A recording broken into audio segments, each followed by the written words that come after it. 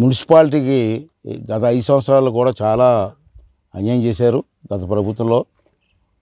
మరి డబ్బులు వచ్చాయంటారా, డబ్బులు ఎక్కడికి వచ్చి పెట్టారు? రోడ్లు లేవు, కాలువలు లేవు, అసలు క్లీనింగే లేదు. ట్రాక్టర్లు మిషనరీకి కూడా బాగు చేయడానికి డబ్బులు లేవంటున్నారు. మరి వచ్చిన డబ్బు అంతా ఏమైపోయింది ఎవరికి అర్థం అట్లే. అంటే మేము కూర్చోబెట్టి మా మున్సిపాలిటీ నాయకులు మేము అలాగే మున్సిపల్ కమిషనర్ గారు వాళ్ళతో మాట్లాడి ఒక యాక్షన్ ప్లాన్ తయారు చేసాం. ఫస్ట్ ఏంటంటే రోడ్లు డ్రైనేజ్ మీద దృష్టి పెట్టాం. దానికి రోడ్లకి అన్ని వార్డుల్లో ముఖ్యమైన కొన్ని రోడ్లు సెలెక్ట్ చేసి 4 కోట్ల రూపాయలు శాంక్షన్ ఇవ్వడం జరిగింది. ఇంకా మిగిలింది ఏంటంటే డ్రైనేజ్ సిస్టమ్. దానికి డ్రైనేజ్ సిస్టమ్ స్టార్ట్ చేద్దాం అనుకున్నాం కానీ యాక్షన్ ప్లాన్ లేదన్నారు. అంచేత విశాఖపట్నంలో డ్రైనేజ్ సిస్టమ్ మీద అవగాహన ఉన్న వాళ్ళు కమిటీ వేసాం. వాళ్ళు వచ్చి నీరంతా ఎక్కడి పైనుంచి గబ్బాడ వెళ్ళి లైన్ నుంచి వచ్చి నీరంతా కలిసి కాలువల ద్వారా అది ఎక్కడికి డిస్పోజల్ చేయాలి, ఏ కాలువ ద్వారా వెళ్ళాలా అన్నది. పూర్వ కాలువలు ఉన్నాయి కానీ మట్టి పట్టిపోయి ఉన్నాయి శుభ్రంగా. అవన్నీ క్లీన్ చేసిన తర్వాత డ్రైనేజ్ మీదకి వెళ్దామనుకున్నాం. అది కాకుండా నర్సీపట్నంలో 12 శ్మశానాలు ఉన్నాయి, అంతే కదండి. మొత్తం 12 శ్మశానాలు ఉన్నాయి. ఇది పెద్ద శ్మశానం. మిగతా అన్ని బొడ్డుపల్లి, బలిఘట్టం, బైపేటపాలెం, కృష్ణాపురం, అలాగే ఎస్సీ కాలనీ ఇలాంటివి అన్ని కలిపి 12 వచ్చాయి. ఈ 12 ఏం చేశారు, మున్సిపాలిటీలో డబ్బులు లేవని చూసారు, విన్నారు కదా. బాగు చేయడానికే డబ్బులు లేవన్నారు, రిపేర్ చేయడానికి.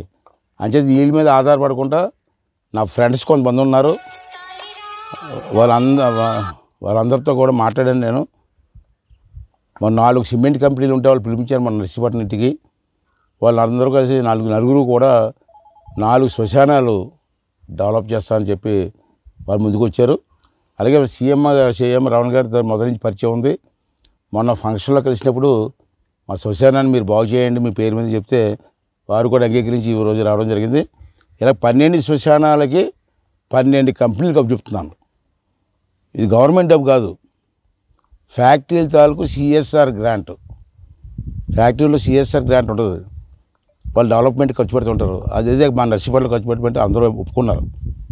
ఆల్రెడీ 3 ఆల్రెడీ వచ్చారు, మిగతా కూడా రావణ్ గారు పంపించారు.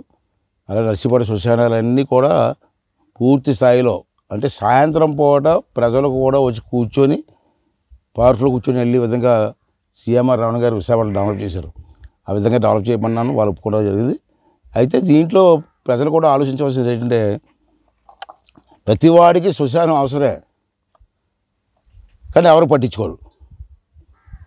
ప్రతివాడు పుట్టినరోజులు అంటాడో, పెళ్లి రోజు అంటాడో, లక్షలు ఖర్చు పెడుతున్నారు. శ్మశానానికి కొంత డబ్బిస్తే కరెంట్ బిల్లు ఏదో పెట్టి కట్టచ్చు కదండి, ఎవరు పట్టించుకోడు. కానీ అందరికీ శ్మశానం అవసరం వచ్చిన తర్వాత. అది ప్రజలు కూడా ఆలోచించుకొని మెయింటెనెన్స్ అని మనం చేయాలి కదా.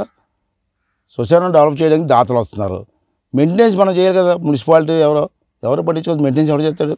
చూడండి ఎంత చాండాలంగా ఉంది ఇది. శవంతో కనీసం 200-300 మంది వస్తారు, ఎక్కడ కూర్చుంటారు?